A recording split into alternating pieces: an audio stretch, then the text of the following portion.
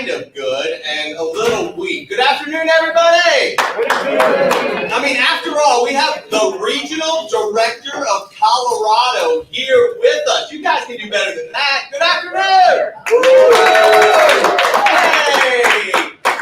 Hey, my name is Paul Taylor. I get to come to work here for the most part Monday through Friday, Steve, and get to partner with Steve Johns, I'd be careful. I was going to say the best OP on the planet, and I'm in mixed company. So I'll say this. The best OP of Keller Williams Realty Partners ever in the history of the world. So, Judy Jones is coming down. She's not in here, though, so I think we're Probably online. Oh, and she could, if anyone could jump through that camera, it would be. Hey, welcome. Glad you all are here. If this isn't the place where you come to work every day, welcome. Make yourself at home. Outside of those doors to your right, if you're coming out through a couple hallways are the restrooms. There's vending machines back behind us. Sit back, relax. Welcome. If you don't know Steve, come on up here. I want to say hi. You all say hi to Steve, my operating partner, and I'll let him. You can say a lot about Lucas, or you can just invite him to come on up because that's why they're here. And then I will say that we are thrilled to have Lucas back for a continuation of the conversation, right, Lucas, of building wealth and what that looks like, and specifically how to do that and the people around us. So, Steve, thanks for making this happen for us. Hey, thank you. So that's kind of cool. I get to introduce Lucas. Yeah. Did you guys see how he's starting to dance a little bit now? Just don't tell about that time in Austin. Oh yeah, many times in Austin. No, I'll tell you something really cool is that, and I shared this with the Northland office this morning at team meeting, is that we were challenged a few weeks ago by Lucas, I didn't tell a lot of people that, by Lucas, to put our highlights of 2020 down, and you may be doing this today.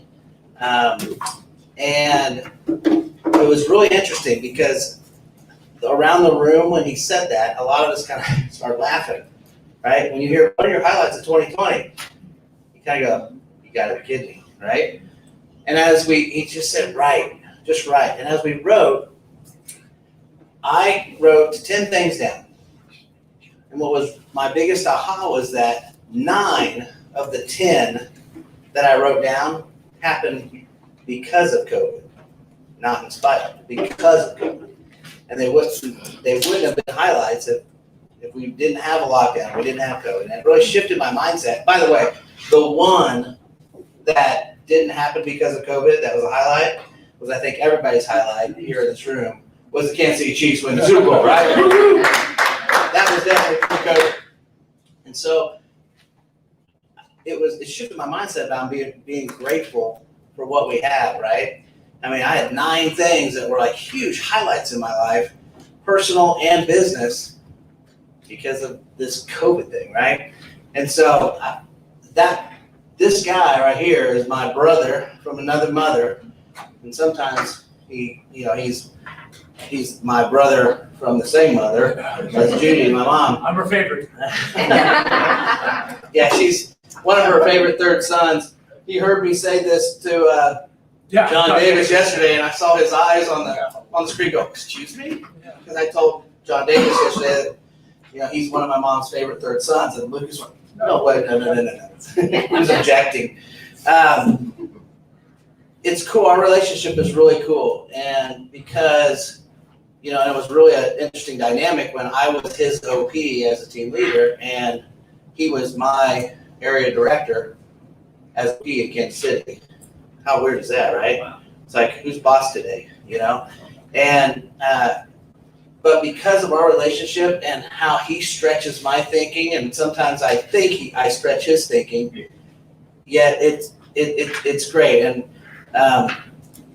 I learn something new every time I'm talking to him. We'll have intense fellowship conversations, and there's opportunities for both of us, and it's good. And I want you guys to have a similar relationship with somebody in your world, and look for that, because someone who is stretching you and making you feel uncomfortable has a heart, and they want to help you grow. So This guy's here to do that to you guys. So when he gets intense, it's because he's wanting you guys to grow. All right? All right, here we go. All right, Mr. Lucas Sherrod.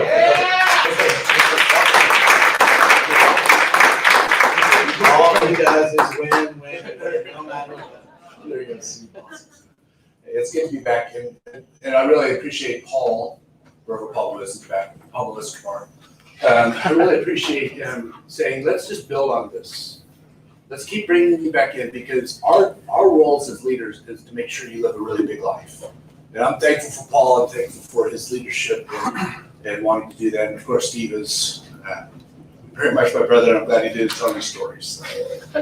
Not yet. So, not yet. So, let's continue the conversation on wealth, right? So here's a couple of things that I want to just kind of jar your mind. Everybody says they want wealth. Very few people are prepared for it. So how many of you have ever heard somebody say, gosh, if I had $1 million, what would I do? I know I would do so much with $1 million, right? Have you heard or thought? Awesome. So I'm going to hand you a check today for $1,000. I'd like you to get a piece of paper. Get out a piece of paper. We still do paper in Norfolk Park? Is it all electronic? Okay, so get out a piece of paper. I give you $1,000. Tell me today, where can I invest and get a 15% return on my money? Write it down. Because if you can't write it down, you really aren't prepared for wealth. Huh. Okay, let me give you, now you can't do it in the same place. Let me give you the check for $10,000. Where can you invest it today? Give me a 15% cash return on that $10,000. Different place. And I'm going to tie this up because I'm hoping that you guys get a picture of this. And then we'll review a little bit what we talked last month and introduce you to some new ideas, systems, and models. I give you a $100,000 check. Where could you invest it today? I mean, like by the end of business, you know exactly where I can put that money, get a 15% cash on cash return, guaranteed, not speculative. Don't guess. I'm guessing by now, many of you are starting to run out of ideas. I give you $1 million check. Where would you invest it today? Give me at least a 15% cash on cash return. And here's that exercise, is I've done that personally, and I get to $32 million and I run out of gas. I know right now where I can take $30 million and get a minimum of 15% cash on cash return, a minimum, right? I just missed out on an opportunity to do that. If I had $30 million, I could have just announced on Monday. I could have been involved with something that minimum 15%. Here's the thing.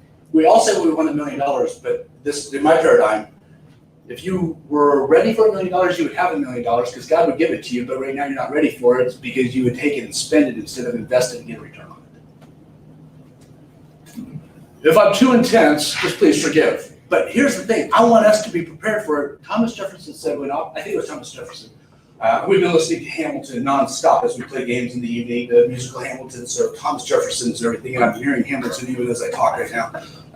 So King George is awesome, so you'll be back for the Hamilton moment. So, but I think Thomas Jefferson is the one who said, when opportunity presents itself, it's too late to get prepared. I have a contention that many of us don't have wealth because we have not stewarded and studied what would we do with it. What's your thoughts? And I'll repeat whatever you say because we got people watching on Facebook Live. This is being streamed, I think, to all 4 offices. Kyle, you're amazing, man. Because this is being simulcast to all 4 offices. Either you simulcast, but it just sounds better. It's like he's zooming all 4 offices. I don't even know. I'm good just to get myself off mute on Zoom. It's like he's sending it to 4 offices. What's your thought around that thinking process? Say that again. What's your thought around that thinking process? What's the thinking? Oh, on the whole, if I give you $1,000 today, where would you invest it? Not speculation. You know you get me a 15, right? Most of you, many of you, look like you were writing things down, but you were probably saying, gosh, I wish this guy would shut up. This is class over yet. And you were writing specific things down, or you were taking a guess. I'd go buy Tesla stock, which is down today, by the way. My son had me buy it about a month ago, and it's down. Dang it. Right? It's interesting enough, after the election, I have one stock in a company that's Moderna that is developing vaccine, and it died until the elections looked like they had called, and then it went off the charts. Interesting. So anyway, my wife hates the fact that I have that stock, but I like making money. So okay, so tell me, what are your thoughts about that? Yeah. Ladies and gentlemen, Chris Pinion, I don't know if you know him, but when he was in junior high, he used to give his kids swirlies. I've got stories. Yeah, that's right. Literally, he used to give them swirlies. Never thought you could make it to adulthood without being Yeah, jealous. I'm not actually, it's a figment of your imagination. Yeah, that's right. To be a millionaire, you have to think like a millionaire. That's right. So I think that thinking stretches me to think like a millionaire. Yeah. You're not gonna get to a millionaire if you don't think like a millionaire. And here's what I know about every millionaire I know.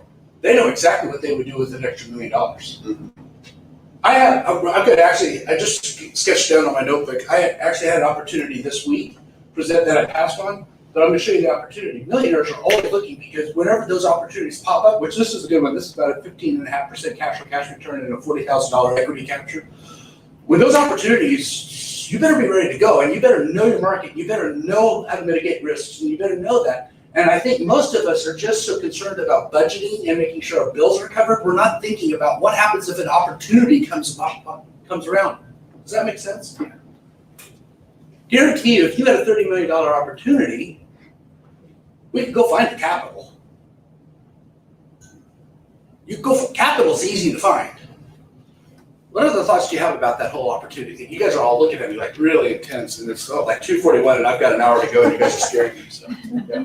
Lucas, I think we also surround ourselves with people in the same place we are financially. Yeah. And so then those opportunities you're not gonna get something different if you surround yourself with the same victims. And Jody, yes, and we're going to actually talk about that if I get to it today. If not, I'll be like a loaf of bologna. I'll chop it off and we'll start up at that next point. Sorry, that's my level of thinking. Bologna. Right? The who in your life is everything. It's who's influencing your thinking, who's influencing your financial thermostat, who's influencing your opportunities, who has the capital. If you don't have people in your world that have capital, maybe you need to expand your who. The who is everything. Yeah. And I've got relatives that I love very dearly that tell me stories of all the amazing deals that they missed out on through the last several decades. Gosh, I could have bought this property. I remember one. I could have bought this $40,000 condo in Vail. I could have bought 5 of them. But $200,000, it's like, oh my gosh, those condos are worth $500,000 today. But because they couldn't act and they didn't have people around that says, you jump. Like if I have a real estate deal, I know within the matter of about 6 hours if I want to invest in it. And I'll show you one that I passed on. And there's a reason for it because I've met my financial goals for the year as far as investing. What up, Steve? Yeah. When you talk about the opportunity, when the opportunity, it's too late to prepare. It's something I remember, and I still talked to my son about it today. Is that when he was playing baseball, I told him the success formula is when preparation meets opportunity. That's right. That's when you're successful. And taking it here, it's the same thing. We've got to prepare. Whereas I used to tell Jason, prepare like you're pitching in the World Series, There you go. and you're the relief pitcher, and you're tied, and you got 2 men on. What are you doing? Mentally prepare. So it's the same thing. And here it's just prepare when you have that $1 million opportunity. That's right. So you're either yes or no. That's right. It's not That's right. There's no deer in the headlights look because you already know your stuff. You know the calculators. You know your criteria of what you want and what you don't want. Right? Yeah, you know and you can move. Well, the other thing too is, as he began to visualize those opportunities started to show up.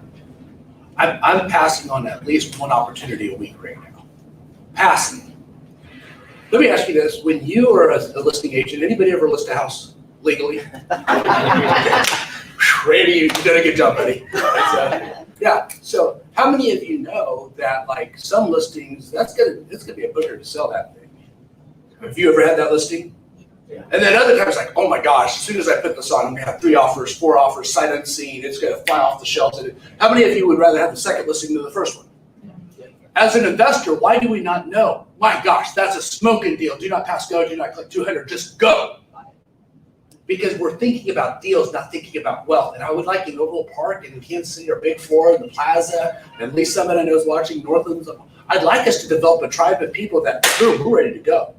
that a good deal comes, we know because we're wired, it's your RAS, right? We talk about that a lot. It's like, I've got a white BMW X5, the crossover. I couldn't believe how many other people have the exact same vehicle. I didn't even notice it before I bought the one I have, but now it's like, my gosh, that's like, I just bought a soccer mom car. I'm a soccer mom. You know, it's like the soccer moms all drive that car. I didn't know that. Now I know that. It's like, oh, dang it. Well, now that I've got one, I've noticed all the other ones that are on the road. Here's the thing about wealth. Wealth is a predisposition. It's a mindset. It's a set of glasses that you look through. You either look at life through a set of glasses of poverty and scarcity and just getting by, or you look at life as an opportunity. Guys, COVID gave us opportunities galore if we'd quit griping about the things that we're missing out on. Ooh, ouch. You asked if I still preach, Chris. Yeah. I just went to bed. Guys, you can either focus on all the stuff that got taken away from you in COVID, or you can focus on the opportunity in the moment. People who focus on opportunity in the moment are the happy people. The rest of y'all are grumpy, and you need to go drink it and listen to country western music. Cool. So I'd like to talk about developing that mindset and how to do that. Today I'm going to get a little bit into more of the nitty gritty. We'll probably do some math, which with me and math, it's always an adventure. It's, just, I told every MC I've ever worked with, just round up, it's okay. It's just balance. So, all right, so here's the model that I'm going to work with. And in English, we read, which way, left, right to left? Oh my gosh, you don't know that? Yeah, we have been in virtual school for a long time. Left to right. So we want to end up with whatever's on the far right column, right? So the far right column is you living your big life, right? And we'll break out the model. I'm going to just hit it because we talked about it for 2 hours last time I was here. Paul, this class is over at what time? 7? 4 o'clock. And so we'll hit on this. But today we're going to spend most of the time on this next circle. Right before having a big life, we have to have a big business to fund that big life. How many of you realize that? Now, can you live a big life without money? Yes. Say yes. Yes, you can. Money isn't everything, but it sure buys you a lot of stuff, right? However, in the context of this conversation, when we have the opportunity living in the Kansas City metro, in the Midwest, where the market's still very strong, we're setting records, all-time records of sales. How many of you had the best Q3 that you've ever had in sales? Yeah, it's just like we're breaking records. The region is, our market center is, Paul, we broke records at Overland Park as a company, right? In almost all 8 categories. Yeah, so great leadership, Paul. But yeah, so Haas, Elizabeth, we broke, we shattered previous records at the Plaza, new office, right? So, we're having that. So in order for us to have a big life, we have to have a big business. We're going to talk about the STP, which is systems, tools, and people. You remember the fuel additives, STP? The STP of big business is systems, tool, and people. I want to talk to you about what systems do you have in place that you habitually, routinely do to build wealth? What tools do you go to in your toolbox that you immediately can pull out? Like when I saw this deal, I immediately went to my toolbox, pulled a tool out, and I was able to use it because I practiced enough that I could use that. And then the P is people. Who's your who? Which goes into what comes right before big business. It's about your tribe. This is not a recruiting pitch. I don't know who's with Keller Williams, who's not. But who you're in business with matters. If you're in business with people who say, hey, come to us, we're cheap, then that's what you're going to get. Does that make sense? In the absence of value, money is negotiable. How many of you would rather shop at Nordstrom's than Walmart? I would rather. I don't. But I would rather if I have to shop, which is like going to the gates of hell for me. But it's just like, does that make sense? Why would you rather shop at Nordstrom's than Walmart? Can you buy basically the same stuff? Yeah, no. But can I buy shoes at Walmart? Yes. Can I buy shoes at Nordstrom's? Yes. Why buy shoes at Nordstrom's instead of Walmart? It's the quality and the experience. Guys, you can go to a discount broker and get this. This is Keller Williams pitch, but it's the quality and experience. Good luck. May the force be with you, because you're going to need it. All right, so it's all about who I surround myself with. If we have time, I doubt we will today. Maybe I can do this at a later time. I have a system of thinking around the tribe, who I choose to be in business with. And then it all starts with your vision. The more clear you can picture it in here, the more clear it's going to appear out there. It's the old Walt Disney story. I'm sure you've heard it. That on the day that Walt Disney, which one's the big one? That's Florida, right? And that's World or World? Disney World. Okay. I always get them messed up. In Disney World, when they were grand opening of it, Mrs. Disney was being escorted up on stage, and the young man escorting her reportedly said to her, "Oh, Mrs. Disney, I wish Walt could see this." To which Mrs. Disney said, "Oh, contraire, you don't understand. If he never saw it, you wouldn't be seeing it." When it comes to wealth, if you don't have it clear and hear what that means and why it's important to you, you'll never have it in the pocketbook, you'll never have it in the hands. Whatever, James Allen wrote a book that quotes a scripture verse, whatever a man thinketh, so is he. I remember as a youth pastor, I used to teach that to teenage kids. Some 16-year-old boy one time was teaching that, whatever you think in your mind, whatever you ponder in your heart, that's what you are, that's who you are. And he goes, dang it, I'm a girl. It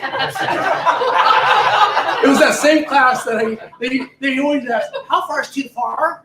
I remember this, you remember those days in youth ministry, how far is too far? And I remember one bright speaker said, you know what, basically, if it's above the shoulders and below the knees, you're okay. The same kid said, what if she's standing on her head? I was all like, oh my gosh, you just find an excuse in the world. All right, this is the model we're going to build off of. I've already scared one person off. I'm out of here. Jeez, I'm not in this guy's crazy. What do you think about this model? Clear. Is it simple? Yeah. That's the advantage of having great models. They're usually simple. So it starts with a vision. Who gets to make that decision on the vision? You do. Please understand that. It's not your mama's fault. It's not your daddy's fault. It's not the Democrats' fault. It's not the election fraud fault. It's not the COVID fault. It's not the whatever fault. It's your decision. Life hands you a set of cards. It's completely up to you how to play it. I don't get to make the rules. I just play the game. It does no good to go out and howl at the moon. What am I going to do now that the moon's out? Does that make sense?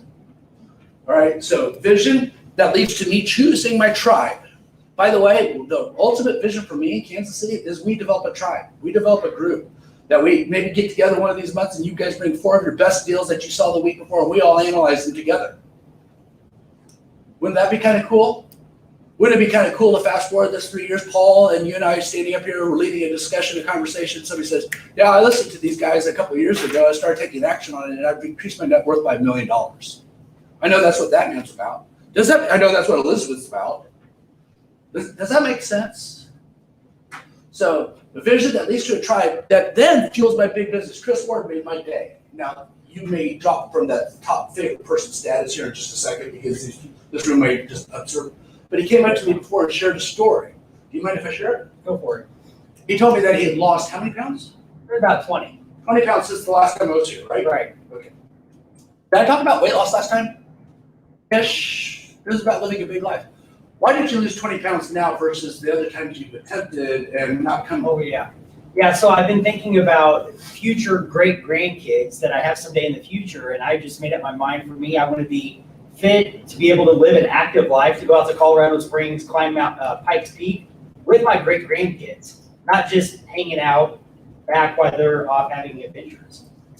So all of a sudden, his vision became no longer about him.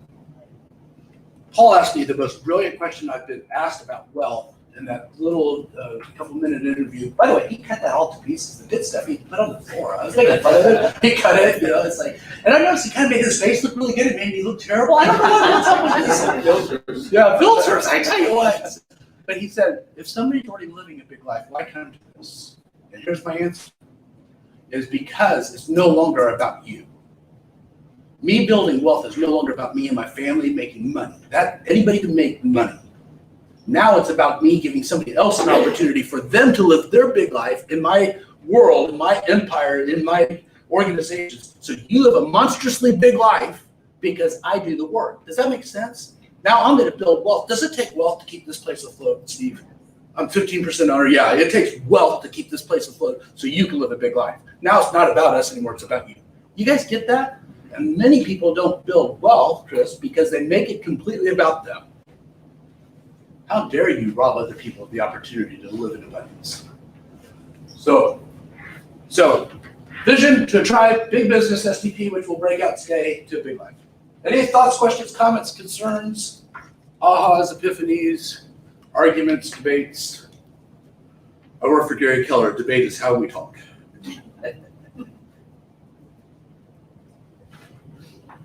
Cool, all right.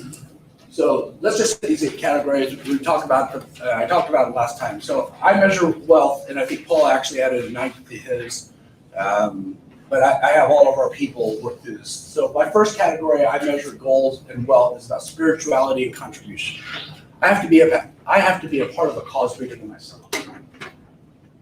For me, like I just bought them, we'll probably close, Alicia's helping me with it, probably close in January on another market center in Colorado Springs. And there is a organization called the Dream Centers of Colorado Springs. And what they do is they give free health care to women who can't get it otherwise. They don't qualify for Medicare. And they've seen 10,000 patients, totally volunteer. I want to fund that. Does that make sense? Right? So why don't I start my market center goals by, I'm going to give 10% of my owner profit to that organization. So if I want to make $1 million and I give 10% away, the market center's going to, if I want to give away $100,000, the market center has to make $1 million. I start with that goal, right? Cool. The second thing that I measure is health and nutrition. I have never, I wish diets would include Ho-Hos and Twinkies. Double stuffed Oreos, somebody, if you wrote the diet book that included double stuffed Oreos, I would be the first to buy it, right? It's just not there. Steve and I saw a lady this week that's lost 90 pounds. She was on the Zoom, and it was very obvious. She had done, and it doesn't get any easier because you got a whole life worth of programming on how you eat. You got a whole life of programming about your physical fitness. So we've got to change paradigms, right? And so health and nutrition. The third one that I measure is in relationships. My wealth is determined by my key relationships. My kids mean everything to me, right? Family means everything to me. I have in my calendar, I think I've showed this before, at 10 till 6 in the morning, a reminder that clicks up on my phone every day. How will I add value to the most important people in my life? And then at 10 till 6 in the evening, it says, how did I add value to the most important people in my life? I just want to be reminded of that every day. That while I love all of you and the 500 plus agents we have in this office, the closer you are into my personal life, I want you to respect me even more, right? And I want to add value to you. The personal growth, who I become is everything. We may or may not talk about that today. But what books am I reading? I go to the gym and I used to listen to music as I work out. Now I don't. I listen to audible books 2x speed. And that's why I talk fast, is I listen to fast books, right? No, I just talk fast because I'm insanely impatient. I can't wait to get to the end. So, all right, so personal growth. What books are you reading? What podcasts are you listening to? How are you growing yourself? Who's stretching you, right? Then environment and tribe. I set category goals. Actually, do you know what this is for me? You may think you're coming to a class. I'm actually lead generating right now for my tribe. Who in Kansas City wants to go on this wealth journey and they just don't want to tell me, oh, you're not going to do that. But like they're active. Do you know why I get a deal a week? Because I teach this class a lot. It's like, I want to be a part of the tribe. I want to pick me. It's like a kickball. It's like, pick yourself. Go do it. You don't have to ask me. I don't have any capital. Okay, then you do need to ask me. But it's just like, let's go do something together as a tribe. I know Paul and I have talked about this a bunch, that it's like, we like to build a tribe of people that are all in with this. Elizabeth went to a retreat with me, 2-3 weeks ago, and all our leaders. It wasn't just me and Elizabeth, that'd be weird. But we went to a retreat. She came back and she told me the most compelling vision that what she wants to build wealth. I'm like, okay, I'm in on that. That's cool. That's the cool stuff. And I just want to find a bunch of people who have this crazy romantic idea that we can alter the course of human history, and we can do it through real estate money. If you're in on that, cool. Come on. If you're not in on that, cool. Go sell real estate, do a couple deals. I'm good with that. But I'm lead generating for a tribe.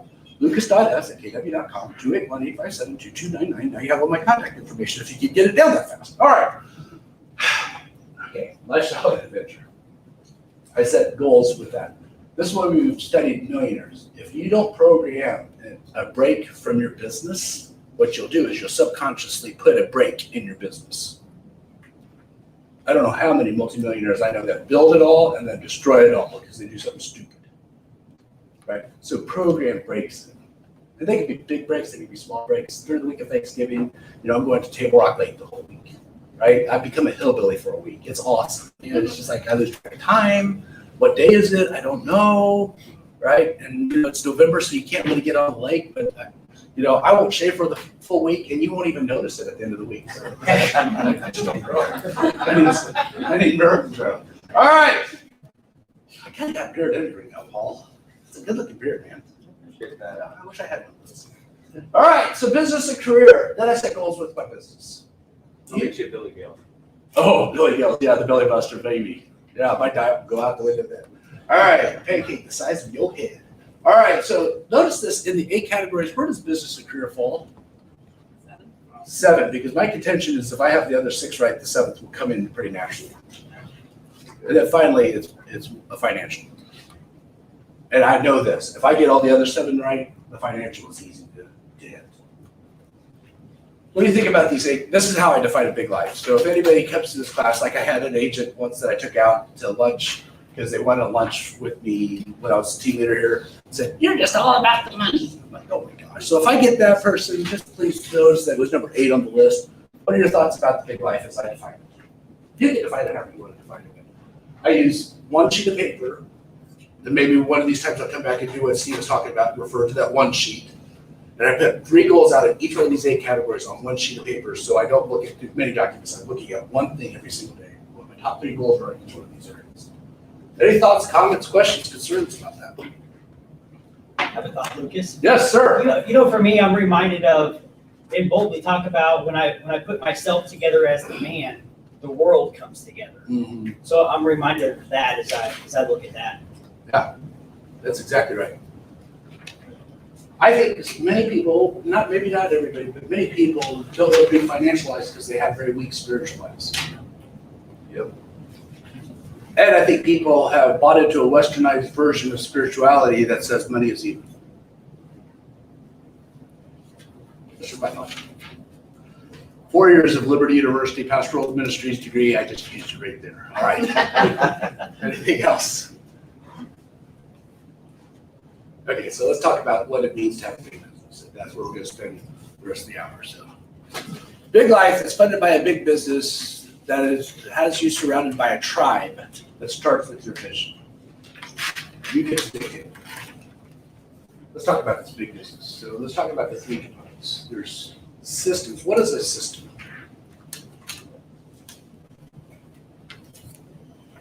What is this? This is funny. I just asked a room full of realtors, what is a system? And they were dead dog quiet. That's just awesome. How many admins in the room? God bless you. This is the source of your problem. They can't even define the thing systems. So what are systems? Follow a program for your people coming up pipeline. Yeah, okay, there'd be a system following up with the people in your pipeline. Pipeline is a great system. What is a system? It's a process that can be repeated. Yeah, a process that could be, To achieve the same goal. yeah, a process that can be repeated over and over to achieve the same goal. Here's the challenge with most realtors that I know. It's like, that buyer will not work with anybody other than, fill in the blank, other than, it's because you have sucky systems. Right? And so what the challenge is to insert the system where you used to be the answer to everybody's problems. Oh, I just went, like, people are really uncomfortable in this room right now. I'm getting on a plane tomorrow. Don't worry, it's gonna be okay. I will leave Kansas City Metro here pretty soon. What else? How else would you define a system? We all have morning systems.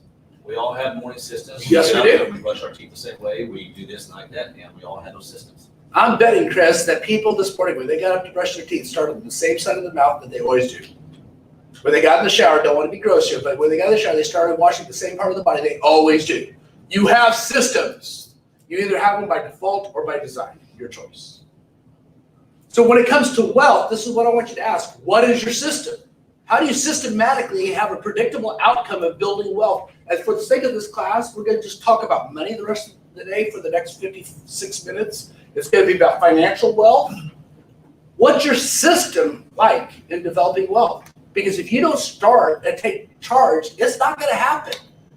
Nobody's just going to say, hey, let me just insert $1 million onto your net worth sheet. I'm just going to pop it into your balance sheet. Just give you $1 million and increase your net. That's not going to happen, guys. So if you don't decide to make it happen, nobody else is going to hand it to you. I just would choose to. I heard Ben Kennedy say this a couple weeks ago. He said his daddy said you could marry a rich girl or a poor girl, and they're both going to require the same amount of work. So marry rich, right? It's like, it's a decision. What are you going to choose to do? What systems you have in place? Because I'm going to suggest this to you. I'm 53 years old, and I'm here today because of the systems I chose to put in my life. I'm no more, no less than the habitual systems that I've surrounded myself with. Look at your net worth. It's the exact same thing. And if you don't like it, change it. If you like it, keep it going. If you want more of it, improve the system. Real estate agents, you go through this, right? It's like back when you were doing 12 units, you could do things in a certain way. But when you do 1,000 units, you can't do it that way anymore. You will only grow into the level of your systems. But start with a system. I'm going to make suggestions. So the second one is tools. Whatever tools. I am not a handyman. Never proposed to be. Want to be. But I've got a whole garage full of great tools. I mean, I got cool tools. Power saws. My testosterone's going up just thinking about it. It is like, I have so many socket sets, it's not even funny, because when I lose one, I go buy another one, and then I just add to it, and then I find the old one, right? I was telling somebody at lunch today, I went out with some listing agents from Lee Summits Market Center. I said, I think I've gone through 3 of these. Because I lose them, and then I can't find it, so I go out, because I wouldn't want to tell my wife I lost my ear pods, right? So I go out and buy another set, and then I find my old set. So I've got 3 of these laying around the house, because I just go buy another one. When she catches me doing it, it's like, it's a business expense, don't worry about it. But nonetheless, it's like, I would do good to have systems. But here's the thing, what tool is good if you don't know how to use it? I'm going to give you a couple suggestions for some tools. And then the final one, which is the most difficult one, is people. How many of you know real estate is amazingly simple? It's the people that are a challenge. The house is the house is the house.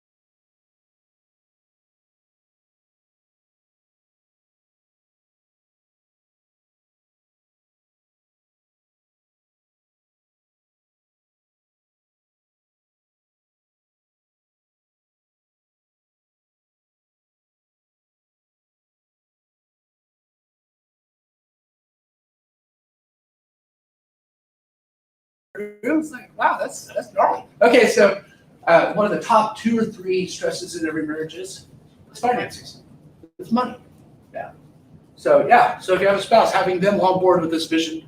How many of you know married people? It's not your marriage, but anybody that knows married people where there's one that's a spender, one that's a saver. You know why? Opposites attract. In fact, the reason why you married that person is usually the reason why you can't stand them in about 3 years. My wife used to think it was so cute that I could walk into a room and never meet a stranger, that I would talk to anybody, that I was fast-paced. Now you know what she wants you to do? Sit down and shut up. Right? And it irritates her, it's like 3 years of marriage, and that mirror inside of your cup that says, objects may appear closer in person. It's like, gosh, can't you ever be quiet? Right? So who else do you need on this team? Yeah, why, Amy? I love that. Learn and have somebody that is showing you And in our age, I don't actually have to even know them for them to mentor. I can actually read the books and get mentored. I can actually watch them online and get mentored. I could watch a Zoom class and get mentored. How many people do we have Zooming in, Kyle? Counted. 40. About 40, so we got 40 more people, so we got, 50 people here, 40, I used to be a Baptist pastor, so we got 10,000 people watching this presentation. You know the drill. 10,000 of people or so. Yeah, so mentors, that's really, really important. Who else? Financial planner and a CPA. Financial planner, and those, I'm gonna break this into, financial planner, yes. How many of you conclusively understand how ETFs work on the stock market? Nor do I. How many of you understand why Zynga is going down and Moderna is going up right now in the stock market? Neither do I. I need a financial planner that can help me navigate that journey. Does that make sense? Here's something I'm gonna say very strongly, we'll say it again here in just a second. Your CPA, I'm gonna recommend that you not hire cousin Eddie that's just trying to get their start in CPAs. Your CPA will save you more money than they cost. A good CPA, if they charge you $2,000, $3,000 a year to handle your taxes, will save you much more than that. Do not get emotionally attached to a CPA. Make sure you have a great one. There is a book called Tax-Free Wealth by a guy named Tom Wheelwright, I think. Yeah, Tom, I want to say Cartwright, but it's Wheelwright. I would read that. I'd give it to your CPAs, ask them what they think about it. If they think it's a bunch of bug, fire them. There's another book called Advanced Tax Strategies for Real Estate Investors. I'd hand it to your CPA and said, have you read this? No. Read it, tell me what you think. If they don't like it, I'd fire them. Because I want somebody who's going to help me render to Caesar everything that Caesar is due, but not a stinking penny more. And I want to be aggressive. It's the tax code, 6,000 pages. 6,000, how many of you have read the tax code? 6,000 pages. Of the 6,000 pages, 60 pages are dedicated to how you pay taxes. The rest of it's dedicated to how you can cooperate with the government and not pay taxes. The vast majority of the tax code is written with that idea in mind. Sign in with Apple ID, okay? Who else needs to be a part of your tribe? Someone to take your 80% off your plate. Yeah, somebody to take the 80%. And by the way, that person who takes the 80% off my plate, that's their big life. That's right. And here's the thing. For me to live a small life, I don't get to give people those opportunities. Does that make sense? I don't know if I should hire an assistant. Live a big life, so you have to hire an assistant because that's their big life. Well, who I'm else? thinking specific people like a personal banker, an insurance agent, a contract. I mean, like specific people. Am I on the right track? Yes, you are complete. Yes. Guys, most involved. But if I find a deal in Kansas City, all I have to do is pick up the phone and I'll have a loan tomorrow. You know why? I've got a long-standing relationship that has access to portfolio money. I introduced you to it, didn't I? Did you guys get that deal? Another one. Working on another one. Okay, so cool. Yeah. Did he treat you good though? Okay. Yeah. So here's the thing. I want those guys. I'm developing a relationship in Denver. I said, hey, listen, I found the deal that I passed up. A $411,000 duplex. I think it's going to cash flow this much. I need money, and if I need a quick close, can you do it? Yeah. We've already got all your tax stuff. We've already got all your financials. Let's go. Right? So yes, exactly. A personal banker, an insurance person. If somebody falls down and breaks a leg on your property, you better have not Geico. Seriously, you want to be able to pick up the phone and say, hey, I need help. I'm in a mess. Right? Who else? Personal trainer. Yeah, well, yes. If you don't have a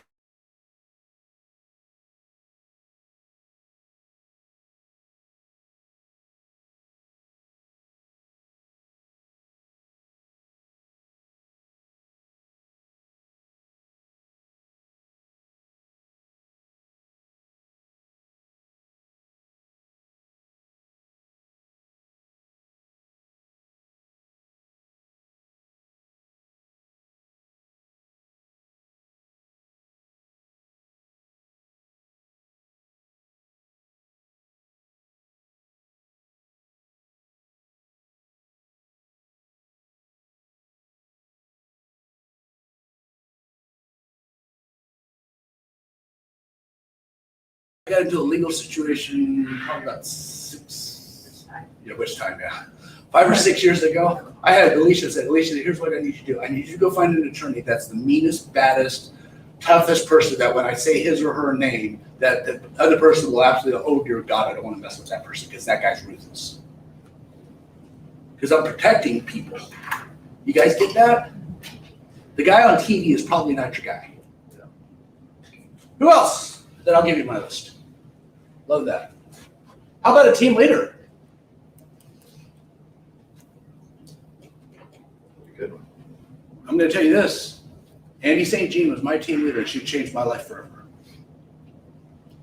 When I was a team leader here, I remembered Andy St. Jean changing my life forever. So guess what I woke up every day as a team leader wanting to do? Change somebody's life forever. I wasn't interested in recruiting. I was interested in changing your life forever. And that means join Keller Williams, join Keller Williams. If that means build your business, build your business. Paul wakes up every day. Elizabeth wakes up. I want to change your life forever. And if they don't, they get slapped on Fridays by Steve Jones. Okay, so here's team leader, right? Coaches, mentors. So here's the people that made my list. There's mentors, partners. I'm going to tell you this. If you get into business, sometimes you can't financially carry the capital weight of a business, but don't go into business with anybody. Because here's the thing. How many of you are 1099 independent contractors? And if Randy Vanderpool decides to do something really weird and tell everybody to put all your properties on waivers, is that still a deal? No. Okay, good. It's just like, and tell you know what, put TBD in all the dates in your contracts. If Randy ever, yeah, there it is. I knew I would trigger this at some point. And so, but if Randy ever starts to do that, can you simply take your license and move it somewhere else? Yes, sure. Yeah. When you're in business partnerships, you can't. And it takes millions of dollars to get out of business with the wrong person. So choose wisely who you're in business with. The KPA, the career visioning process, is critical to know who you're in business with. Does that make sense? I'll serve everybody, but I'm only going to go business with a select few. That's why I love Steve Jobs. Judy's supposed to show up at the end of this class. She told me, and I won't tell you exactly what she told me, but she's going to come by so I can see. But I love being in business with they're partners, right? We've transcended that thing of employee, employer, and we became somewhere along the journey. And we woke up one day and it's like, oh my gosh, we're actually like partners. It may have been when I was your regional representative, and then I was your employee, trying to figure out that weird thing. Do you work for me or do I work for you? Which one is it right now? But right, yeah, today, employees. How in my mind, if you can live big, why would rob some employee of a great opportunity that they think is amazing, right? Coaches.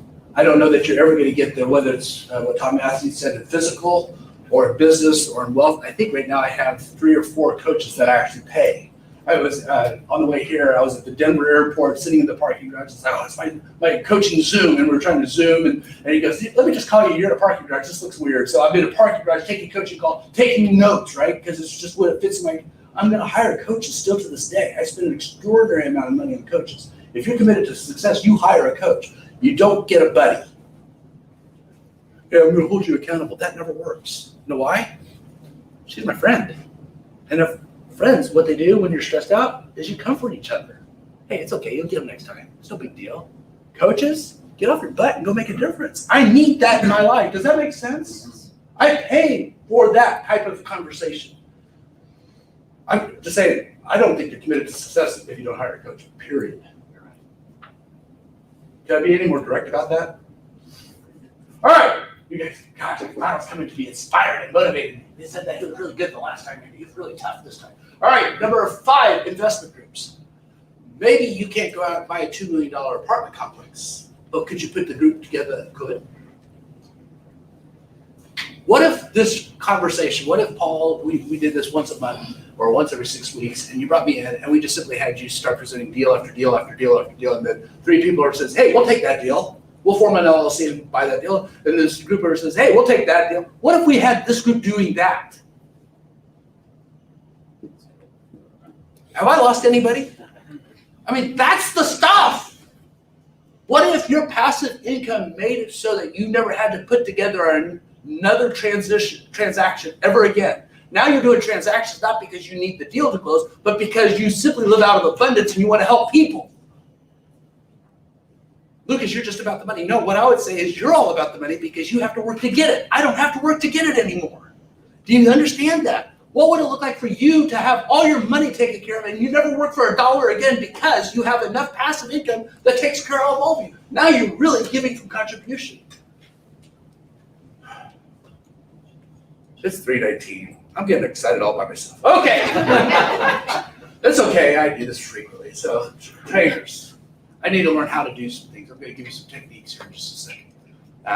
Accountants, we talked about that. Financial planners and advisors, attorneys, bankers, and a tribe. I don't want people to console me in my mediocrity. I want people to push me to greatness. When people say, oh, that's okay, then I don't want you in my tribe. I love you, I respect you. But I need people to say, okay, that's not okay, what are you going to do differently next time? Get it? What do you guys think about people? Important. Yeah, it's very important. I think it's our most valuable asset. It really is our most valuable asset to me. It's like who I choose to be around and who am I going to listen to and what's their opinion on COVID right now? We've got people, the sky's falling, it's a conspiracy that the government's trying to slap us down. Then other people saying it's the science, you got to listen to the science. And then we got other people saying, where's my opportunity? I'm going to hang around with that third group.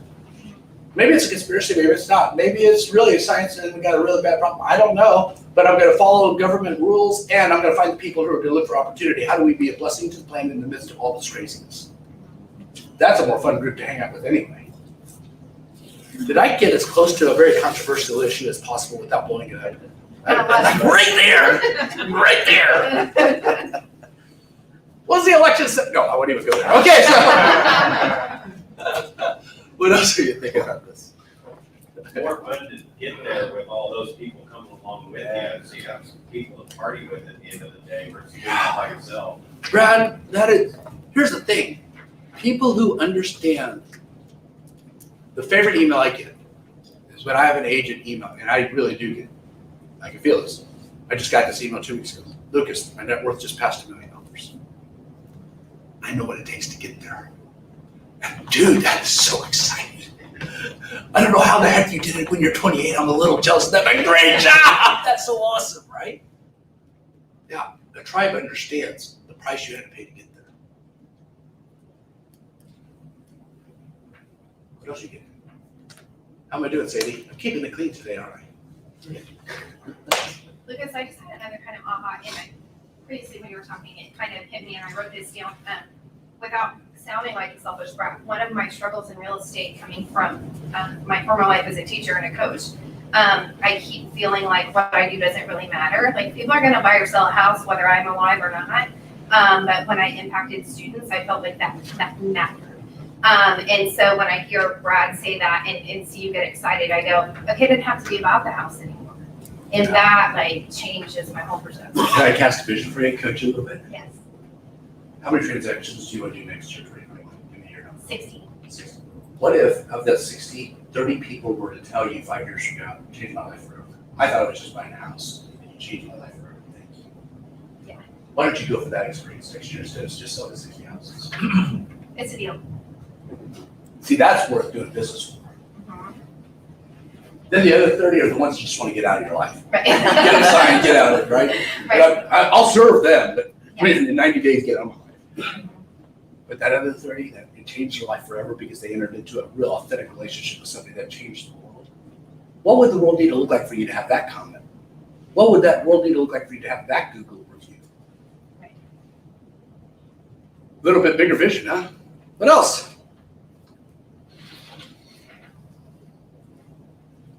Okay, you want to have a little fun? Yes. Paul, you and I will have a little fun. It's like 3:23 in the afternoon. I think we're got the siesta issues going on. Okay, so here's the deal that I just literally got last week, and I passed on, and I gave it to a friend just because I hit my financial goals this year. But I was really tempted with this. Okay, so let's just evaluate this. I want to show you how this works. How many of you are in real estate? Half the room. That's awesome. Okay, so and Colorado Springs is a little bit more higher price point than Kansas City, so I still like investing in Kansas City. But this guy calls me up and says, hey, listen, I just found a $450,000 duplex that this investor is willing to sell for $410 right now. You interested? How does that appeal to you? Just starting there. Why do I see some heads going, yeah, awesome. Why? Because it's a deal. Okay, it's a deal. Why do you say that? If you take, you Buying it less than in value. Yes, because I pick up 40K of equity right out of the gate. Now, guys, ladies and gentlemen, this is where you make money. You don't earn it here, you make it here. Real estate investing rule number one, you make money when you buy real estate, not when you sell real estate. Okay? So how many of you would say that's a pretty cool deal? Okay, I wrote down some numbers. Wouldn't remember all this. So positive cash flow every year, annual cash flow is 12,882, representing about a 15.5% cash on cash return. How many of you would say that's a good deal? In fact, I look at that more than I look at the equity capture. Why? This is after I finance 80% of it, I pay the note, and I still stand at 12,882. Why? Because you can't really put that 400,000 anywhere else and do better than Yeah, Brad, can I go buy any stock right now and say that every year it's going to give me $12,882? Because this deal, 410, 20% of 410 is what, $82,000? Can I put $82,000 in the stock market and get $12,882 back every year? Maybe, if you're Warren Buffett, maybe. But here's what gets better. How much tax do I pay on this money if you have a good account? Say it out loud. Zero. Why? Deductions. Because of depreciation, they'll depreciate the value of your asset legally over time that'll offset the income of the property. That's why you have to have the CPA. You know how to do depreciation schedules? Neither do I. God, they exist. Okay, so let's do better than that. What do you think the average appreciation level is? How much does a property appreciate per year? Let's go 4%. So what's 4% of 410? Let's go with the lower value. What about 4% of 410? 16,000. 16,000. Keep it for 2 years. How much should you pay? So $32,000 of appreciation. How many years? 2 years. At 4%, which is, I think, on the low side, right? And then, so I borrowed 80% of the value of the property. How much of it did I actually knock down in the principal over 2 years? 3%, 2%, So, what would we call that? $10,000. Okay, $10,000. I knock off the principal just by paying interest, right? So think about this. I forced to save 10K. That's a forced savings. Who paid that $10,000, by the way? I didn't pay it. The renter paid it, right? Guys, understand this. That good debt is the debt somebody else pays for. That's good. If I don't pay it, you pay it, that's a good debt. You guys get that? So what if instead of you going out and buying that Mercedes Benz, you take that $1,000 a month and you say, I'm gonna go do this deal and have this deal buy my Mercedes Benz for me. Now who's paying for that? Not you. Are you rolling on the Benz? Yeah, right, Rose? She's gotta be Benz. So, all right, that's pointed out, but it's a cool car. Okay, so now think about this. We've hung on to this for two years. I made $40,000 walking in. Somebody get your calculator out. I made $12,882 a year, so take that times 2 and add it to the 40,000. Through the power of appreciation, $32,000. Add that in there, and $10,000 of forced savings. How much money do you get then? How much? Quick math, 104,882. Is that about right? Quick math. That's Lucas math. May or may not be accurate. 107,700. What is it? $107,600. 100,000. 107 what? $107,600. $600. 2 years, I make $107,000. Now let me ask you this: I sell that property, I put $80,000 into it, right? That gets added to this. How many times can I go do the same deal in 2 years from now? Do you guys get what you're doing? Okay, you guys are all looking at me like a cow at a new gate. I passed on that deal because I've already met my financial goals. I bought a duplex, a commercial building, and 2 market centers last year. I was tapped out. I was good. I could have done this deal. And get this, the person that said it to me said, Lucas, what I did, I found the deal. I think it's a good deal. All I want you to do is cut me in at 10%. Would I do that typically? Yes! We're gonna put some legal documents together so it's real clear who's in charge of this thing if it's my capital. But yes, you put the deal together, you hire the property manager, you make sure that it really works, and guess what? I'll cut you in at 10% of the deal. 40, how many of you would be willing to put this deal together? There's, well, 10% of that. There's $10,000. Where did you get that? Did you earn that? No, you created it out of nothing. Okay, I hope somebody, if you guys don't get excited, I'm just gonna have to come in with some adrenaline. I know you're processing, so what are you thinking? Talk to me.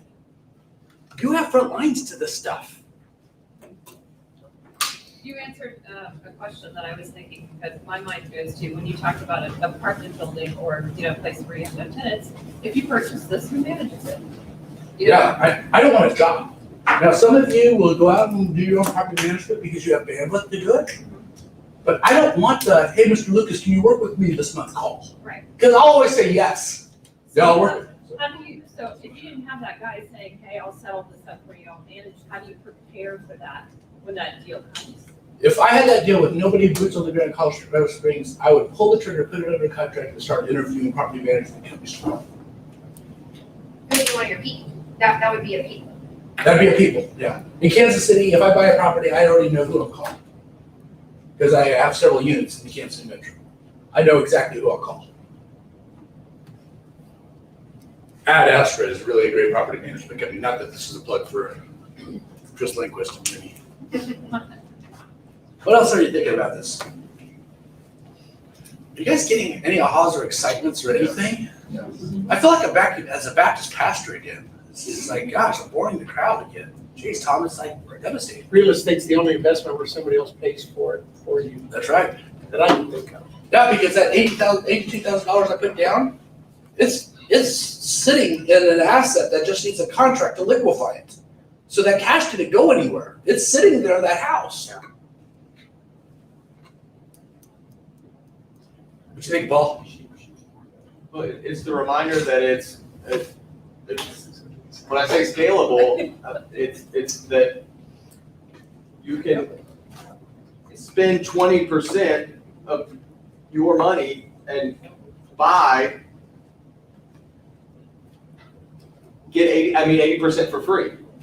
There you go. So it's like 100,000 shares is going to cost $100,000 at $1 per share. Yep. So there's no leverage there. Real estate, arguably, depending on who your personal banker is 75% leverageable. That's right. So you only have to have 20% cash or access to 20 or 25%. I saw some friends on Facebook the other day celebrating the fact that they completely paid the personal mortgage off. And I celebrate if that's important to you, do that. But it's colossally stupid financial plan. Unless you have every other house in the city paid for. That's exactly right. That's exactly right. If I have every house paid for, then it makes sense. But here's the thing, a $300,000 house completely paid for, I can take that $300,000, get $240,000, $250,000 out of that, and go do that deal 4 or 5 times and pay for the original house. Now my house really is mortgage free because some renters paid for it. And I'm building up this deal several times. When the interest rates go up, you pay cash. We're thinking emotionally, we're not thinking economically, literally with finances. We're using our realtor brains, not our business brains. And there's arguably zero risk. Very or little very risk. little risk. And Because here's the thing, if I buy it at 410 and it doesn't work out, I can sell it. Well, you got $40,000. Yeah. You give it away. If Yeah. you're done with it at 410. I can make this a steal for somebody else. Yeah. And depending on your strategy, you use your commission, and even if you pay $445 for it, if it's going to cash flow, there's a good chance that I'm still going to buy it. Yes. Because it's the long play, and That's right. this might be a short-term 2-year deal, and a duplex for $450, I'll pay market value for a duplex. What if I did this one time a year? In 5 years, guess how much money I have? Do you see the point? Now can I go buy an apartment complex? You better believe for $500,000, you can go buy a nice apartment complex for that money. Right. Any other thoughts you have, Brad? I was gonna say, when I started this, I mean, luckily I've listened to this for many years, and how I finally got started was I just kept my first house that I bought, and I bought the next house, was able to qualify without selling that one. There you go. And then I bought the next one and kept that one, and then I sold those two and got a different one, and then another deal came up and I had to sign it over to me. And now I have an apartment building sitting in a little small town an hour north of here, and Isn't that crazy? just kind of worked my way. I just wish I would have started when I was Paul's age at, what, 20? Yeah, 20 years old, yeah. No, by the way, Exactly right, Brad. you don't look bad for 40 years old, I yeah. dyed my beard. Yeah, I see that. Not so much gray. Happy birthday, man. Yeah, but here's the thing, is everybody that gets this says that they wish that they would have gotten 20. So guess what I've been telling my kids, my oldest kids who are, both of them were pharmacists living in Lawrence, Kansas. Go buy your first house, but don't buy your house. Buy a rental property that you live in for 2 years, because now you don't have to put 20% down, you can put 4% down, and then do that every 2 years. We saw, I'll bring that the next time. Ben Kenny showed us what was after like doing that deal over 10 years, what was the net worth? Do you guys remember? $5 or $6 million. It was some ridiculous amount of millions of dollars. If somebody would just go buy a house, live in it for 2 years, move out, put a renter in it, go buy another one, live in it for 2 years, and do what you just said, after 5 years, it was like It's 10 years, 5 houses. 10 years, 5 houses. Probably 500,000 to 700,000. It was crazy amounts of money, guys. I'm teaching my kids financial literacy because they weren't taught it in school. I mean, you could get an economic degree and not understand how to make finances work. Okay. All right, so here's some tools. This is the tool. This is, if there was one thing I wanted you to actually do today, it's this tool if you don't do it already. And it's a balance sheet. Now, when I became the team leader of Overland Park, I didn't know how to spell balance sheet. I had no idea what it was. It was just a bunch of numbers on a piece of paper.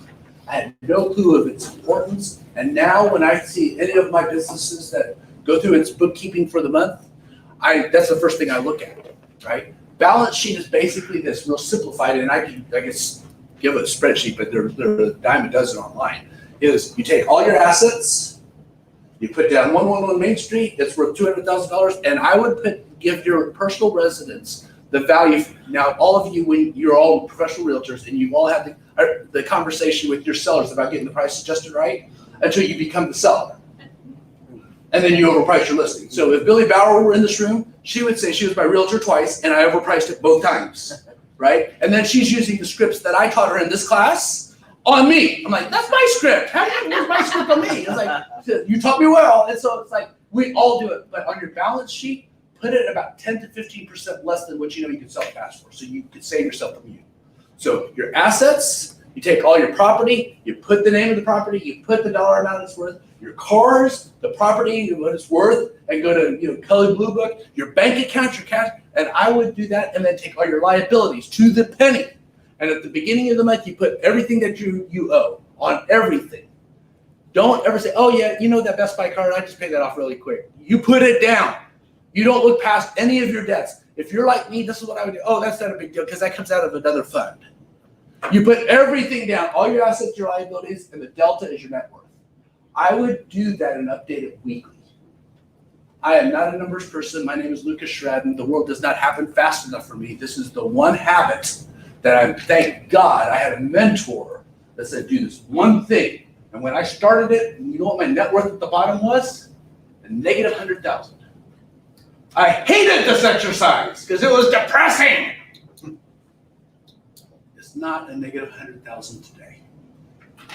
Whatever you focus on, expands. Paul, dang it. I figured a bold coach would get this office like, expands, we know the answer to that one, Lucas. Right? I said it really loud in my head. You're giving them the opportunity. And then I get PTSD a little bit. So you guys get this? This is the one thing that I think could tip the scales over the next 2 to 3 years for any individual in here, if you'll be very ruggedly honest. Update it, look at it weekly. Update it at least once a month, if not more frequently, and look at it weekly. Why?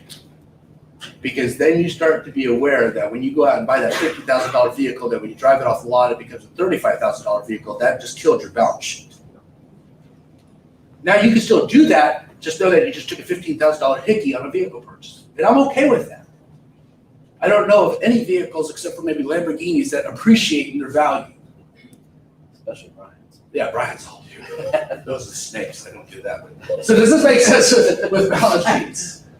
Is he watching all He's that? watching on YouTube. Oh, that's awesome. Sorry about that, Brian. So, but yeah, Brian's very smart with that kind of stuff. Buy stuff that appreciates the value.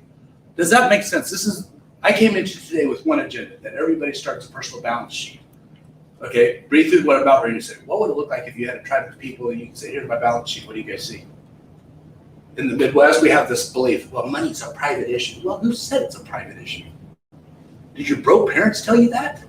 I mean, all due respect to mom and dad, but I have to undo stuff that they taught me. I love them, but my mama prayed a prayer for Lucas that he would have just enough money that he would be able to get by with his family and not have anything that would ruin him. That was my mom's daily prayer for me. I had to get out of that nonsense. Love mom, respect mom. She gave me a lot of wisdom, but that was a very warped view of money.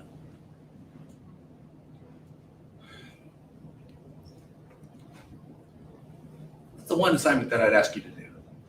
What would it look like though if we 10x'd it and had a group where we said, here's my net worth? I used to be part of groups that did that. You know when I first started this? My negative $100,000 net worth? Guess who was at my table that I had to share with? A gentleman by the name of Ricky Williams, who won the Heisman Trophy Award and played in the NFL. His net worth was just a little bit bigger than mine. Do you think I was intimidated? In fact, I called my mentor, David Osborne, and said, David, I'm not gonna lie to you, this is a life-changing conversation. David, not gonna lie to you, the idea of me coming into this room and a group of 10 people, there's 100 people in the room, and Robert Hershbeck, I think, was speaking that year from Shark Tank, and the 10 people at the table, we all share our net worth sheets and our goal. The idea of doing that makes me nauseous. And I'm gonna be very honest, coming into the room at, in Tahoe, I'm doing everything I can to scrape pennies together to go there, right? And it's like the idea of sitting around at the table sharing net worth is just, well, honestly, a little intimidating to me. And this is what David said to me. He was so brilliant. He goes, oh, well, perhaps you're confused. That feeling that you say is intimidation, maybe it's not intimidation. Maybe you're just eager and excited to be where we are, and you've confused yourself that you think that that feeling's intimidation. No, it's intimidation. He goes, well, who told you that that feeling is intimidation? I did. Well, maybe you're confused then. Maybe that's not intimidation. You're just eager and excited. Well, I like being eager and excited. Well, then be eager and excited. I just don't like that negative $100,000. Well, aren't you lucky because you can control that now? And by the way, by sharing it with a bunch of multimillionaires, guess what they all did? We're here to help you, man. What do you need? How do we help you get out of debt? We're not going to give you a handout. We'll give you a leg up. And we'll give you some advice. Oh my gosh, changed my life forever. We used to say this in ministry, the power of sin's in its secret. Here's the thing, the power of poverty is in its secret. Yep. If you're broke, go find some help. As long as it's a secret, you're probably not going to get out of it. Okay, enough preaching. Sorry, Chris, I had to go there. Lucas, how long did it take you to get from red to black? About a year. I'll give you some systems to get out of from red to black. Because $100,000 of credit card debt sucks. Yeah, that's blood money. Yeah, I hated that. Thankful that I did it though. You know what the blessing of that is? I'm not afraid of debt. Now, I also make choices. I'm never getting back there again. But if I have to, I can get back out. If it means going into debt to buy gas and groceries for my family, I'll do it because I know how. I've been there, done it, know how to get out. But we do everything I can to stay out of that. Do you think you would have made the changes without that environment? I don't think I would have.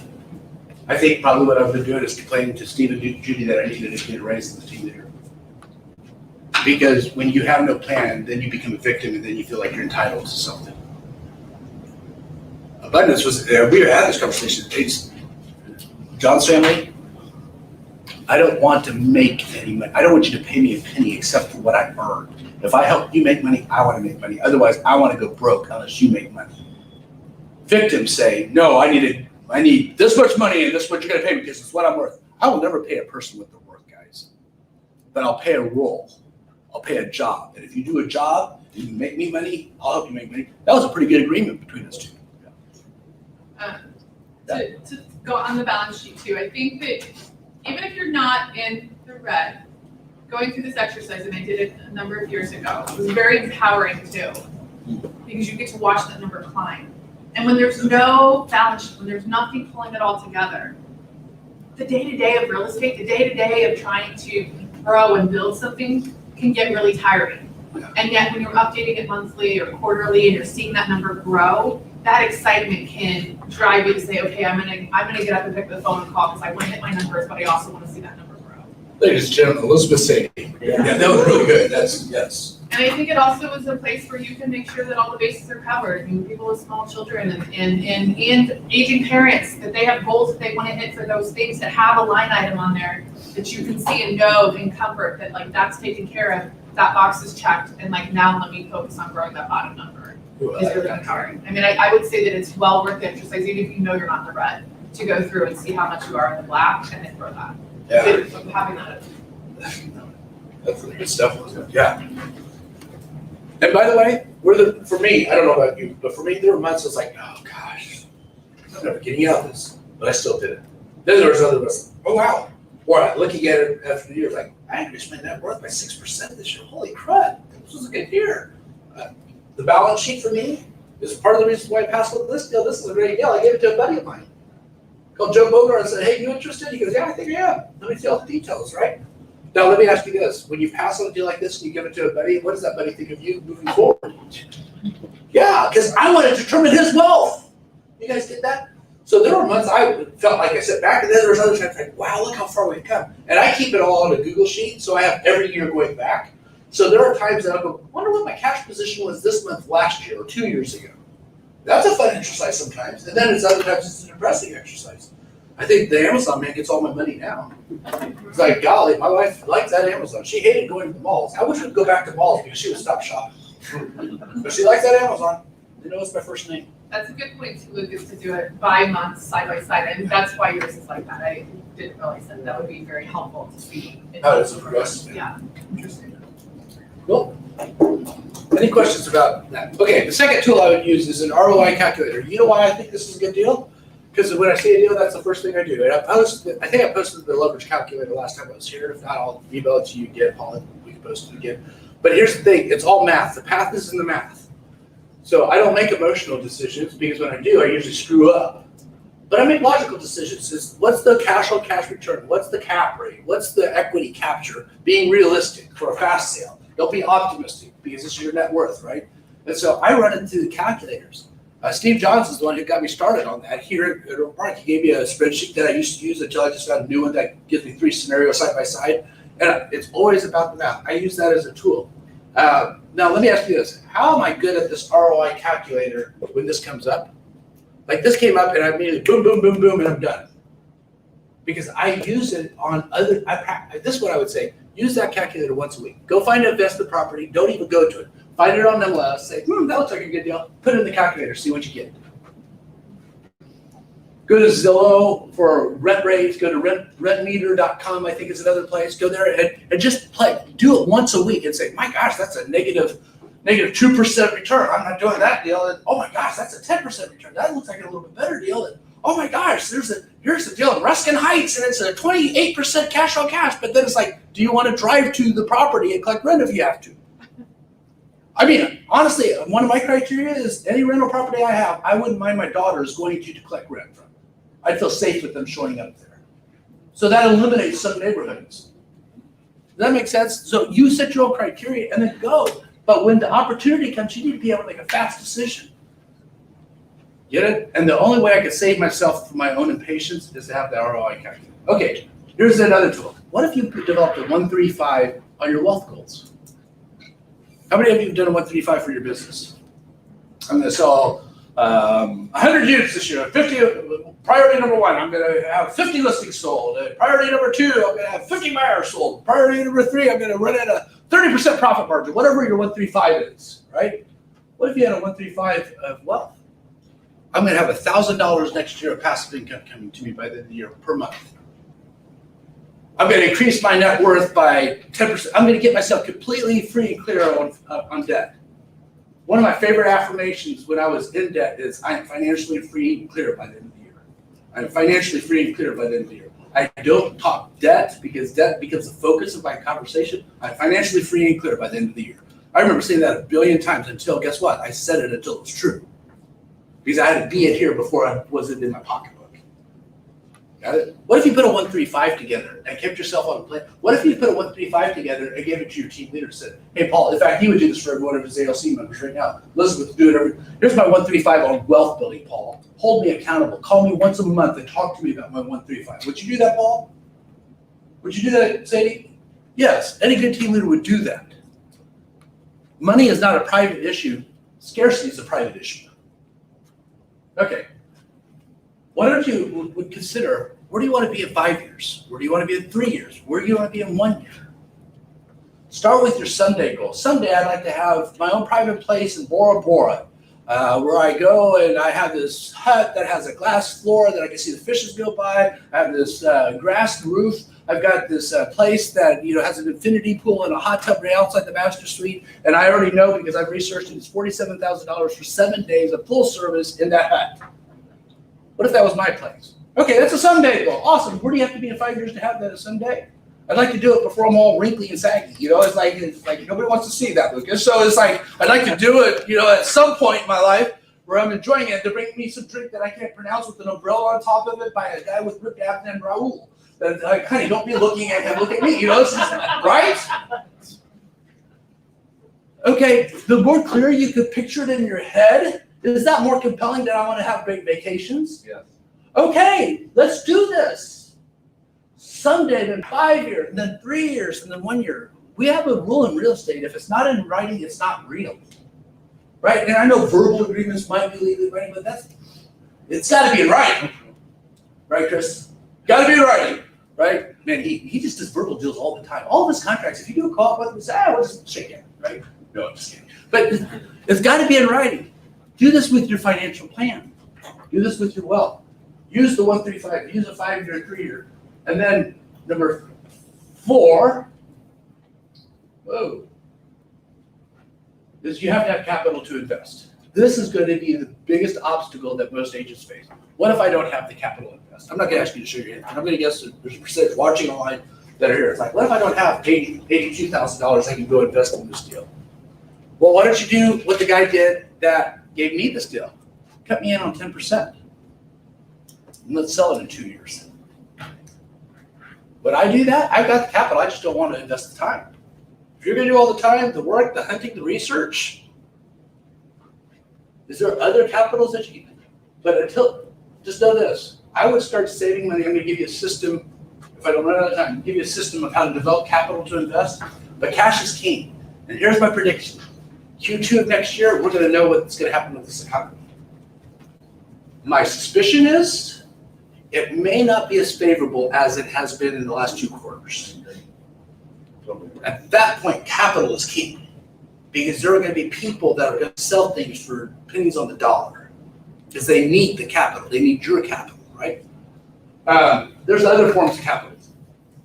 How about your skills? How many of you earn a commission when you do a deal? Oh, nobody? Just one person, 2 people? Randy, this place has gone down. No wonder the GC. Yeah. But is your skill a capital? You better believe it. I had a deal where I'm refinancing a property, and it was the exact property that I just walked out of my office over the old Tippins building, and it said, Kyle, you're standing around doing nothing. You want to do something? He goes, sure. I go, why don't you write this deal? If I don't want to show up at the inspections, don't want to show up at the appraisal, just put the deal together, I'll give you full commission. And he did that. So guess what? I had an appraisal come back on a refinance that I didn't like the appraisal. I shipped it up to Kyle and said, hey, listen, he has a skill that I need. Do you understand? Can you leverage that? You better believe it. How about sweat? How many of you like to work hard? How many of you don't like to work hard and you're lazy bums? Your sweat. Right now, I'll pay for sweat and skills because I just don't have time. For every 1 appointment I say yes to, I'm saying no right now to about 3 or 4. I literally don't have enough time. So I'll pay for that. You have time. Okay. What are your thoughts on tools? And then we're gonna go 5 minutes real quick with some systems. I've got a comment on capital, because I just had this realization while you're talking about this, that I feel like I never had the capital. If I go way back, it's like I never have the capital, I'm never gonna have the money just sitting there. I'm always got this debt, and I was that young kid working his tail off all the way through. And it just hit me that most of my capital that has gotten me right where I am today, paid off the last credit card, paid off the cars, all that stuff came from the last 2 or 3 houses. So the first 5 houses didn't seem like much was happening, but I was kind of moving into the next one. Yep. And the last 3 Then I like to feel were it. my big ones that got me to 20% down on That's the cool. second house, 30% down on the third one, 40% down on this one. You know? One of my mentors used to say, you gotta hit singles before you hit doubles, you gotta hit doubles before you hit triples, you gotta hit triples before you hit home runs. My problem is I wanna get up to the bat and hit home runs every time. Hit singles, get $300 a month cash flow, pick up $10,000 equity, hit a single. Because singles over time compound into home runs. Or the Royals of the World Series days, just keep moving the line. Just keep moving the line. Remember that? You remember that? That was the funnest team in the world to watch. We'd go home every night and watch a Royals game. Like, who does that? That was just a fun team to watch. But just keep moving the line. And then gore to score. You know, it's the good old days. That's just really neat to get on first. Yeah. Yeah, when you have Frank Gore on the bench, yeah, just go on first with 2 outs to go. Yeah. Okay, real briefly, let's go through systems, and maybe the next time I'll talk a little bit more about systems. I would do a monthly expense exercise. This is going to be painful, and I probably need to come back and hit on this a lot more. This is what this exercise looks like. Every month, at the beginning of the month, you pull out your bank statements from the month before, you print them out. Your credit card statements from the month before, print them out. Then you take 3 highlighters, red, yellow, and green. And anything that you could kill on your, if you're in debt especially, anything that you could kill off of your budget and not feel, you highlight it in red. Anything that you might be able to go negotiate a better deal for, you highlight it yellow. And everything that you absolutely have to keep, you must keep, you highlight it green. Don't make any decisions. Just take a look at your take a look at your bank statements and your credit card bills after you do that. What's your aha? Oh my gosh, I got a lot of red on there. Great, what decisions would you choose to make now? Let me ask you this, can you renegotiate your DirecTV bill? Yeah, every year that's up, because they want to raise the rates on you. If you don't catch it, they'll raise the rates on you. All you have to do is say, hey, listen, I'm thinking about switching to Xfinity, and guess what? Bada boom, bada bing, you're gonna get a deal. Right, they have whole departments there to exist, to negotiate with you.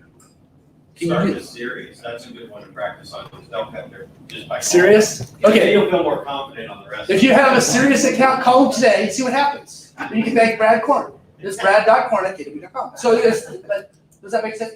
What would happen, now guys, my world moves fast. Is this painful for me to do? It's painful only if I'm thinking about myself and not about generations of people I can impact by building wealth. Make sense? Okay, I got 3 minutes left. We're not gonna cover the rest of it, so maybe I'll come back next time. I told you I'll just lop it off like a loaf of bologna. All right, what are you getting today? What are you going to do? This is probably the most powerful 2 minutes. Let's make a decision. Would you agree with me to make this last 2 minutes the most powerful 2 minutes of the entire time? Say yes? Yes. Good. What are you gonna do? Shout it out. What are your ahs? Shout it out. Balance sheet. Balance sheet. Love it, Amy Williams. You're my favorite. Sorry, Chris. You're my favorite. What else? Yes, sir. Invest with like somebody else's money instead of your money. Yeah.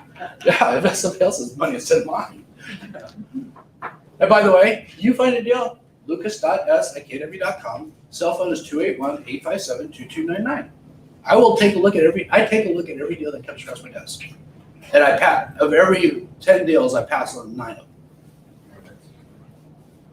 What else? Did I just lead generate for wealth? Would that help him? Would that help me? Who loses? Yep.